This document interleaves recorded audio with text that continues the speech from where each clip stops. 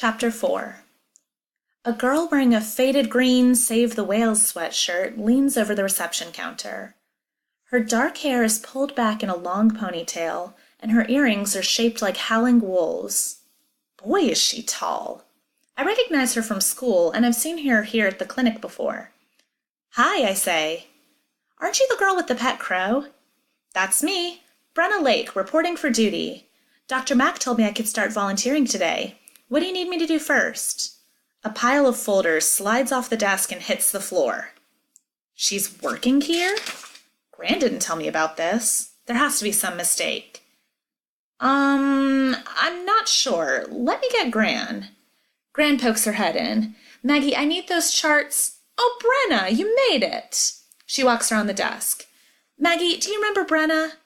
Yeah, she brought a crow in last fall. His name was Poe, right? His full name is Edgar Allan Poe Crow, but we call him Poe. You have a good memory, Brenna says with a smile. She sticks her hands into the pocket of her jeans. She's wearing an old pair of boots, the kind that lace up in the front. We look at each other, not quite sure what we should say next. Brenna's going to be working with us, Gran says. She called last week with a question about Poe. Gran looks at the messy desk. The day Lois quit.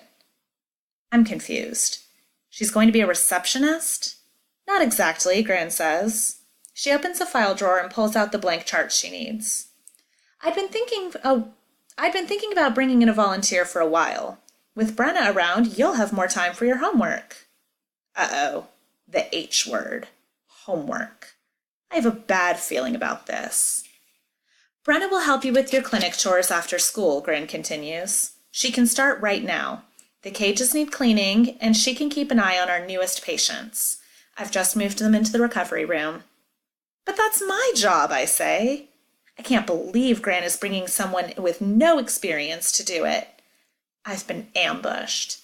This just isn't going to work. I can already see that. Gran closes the file drawer and looks at me with a stern eye.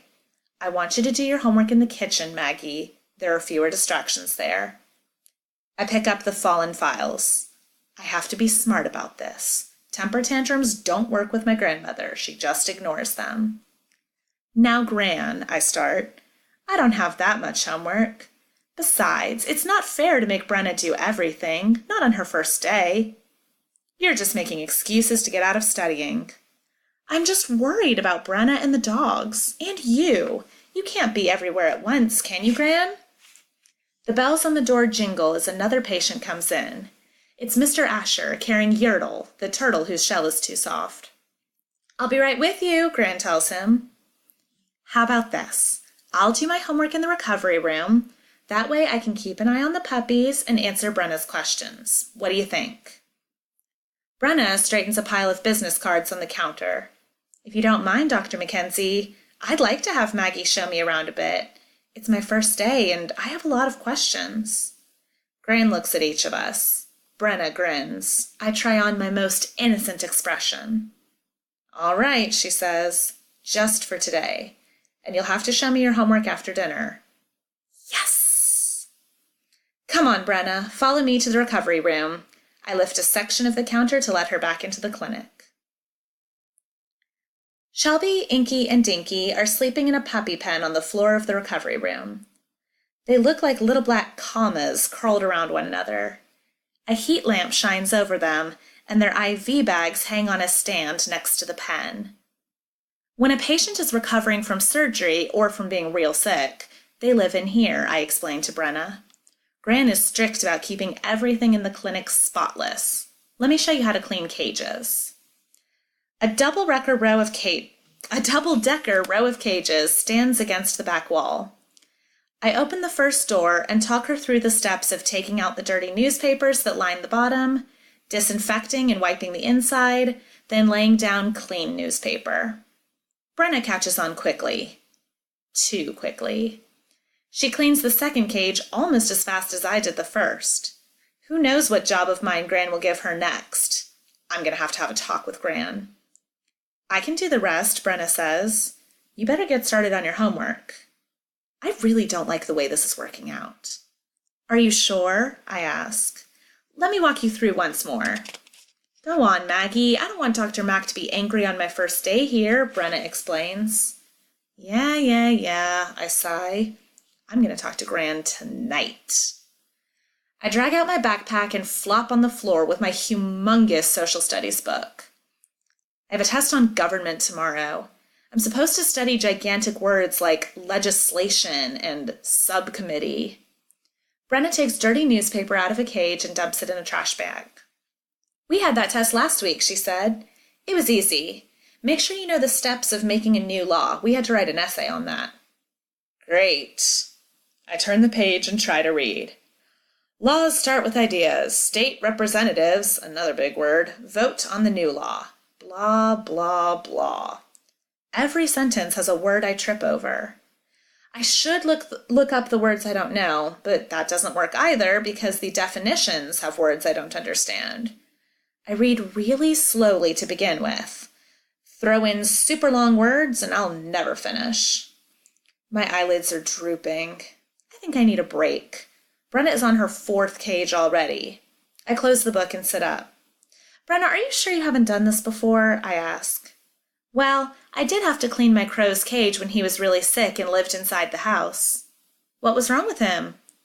Brenna spreads clean newspaper on a tray and slides it into a cage. Geez, you studied for 2 seconds. No wonder Dr. Mack asked me to come. I know this stuff. We saw a movie on it. Wait, you didn't spray it enough. Without the disinfectant, the inside of the cage can get moldy, really gross. And the germs can infect another animal. When a patient is in the recovery room, we want them to get better, not sick. I stand up. Let me show you how to do it. Brenna frowns and holds the disinfectant bottle out of my reach. You already showed me. I don't want your grandmother coming in here and seeing you doing all the work. Just give it to me. No way. We glare at each other like 2 stubborn mules. She sprays the tray and wipes it clean with a paper towel. There. Is that good enough? Yeah, I guess so. Make sure you scrub the corners. That's important.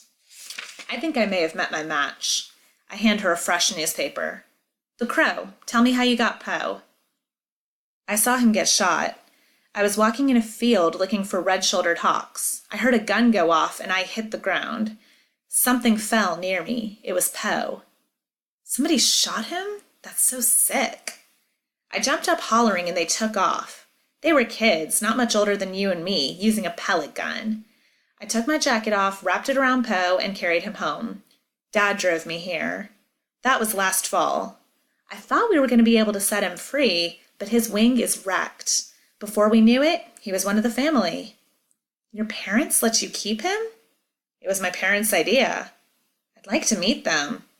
They're pretty cool, she says, as she closes the last cage. All clean. Now what should I do? It's definitely time to check the puppies. We sit on the floor across from each other with the puppies in the warm pen between us. Dinky is still breathing quickly, so I count the number of breaths per minute. 1, 2, 3. He's okay. It's the same rate as earlier. Can I pet them? Brenna asks quietly.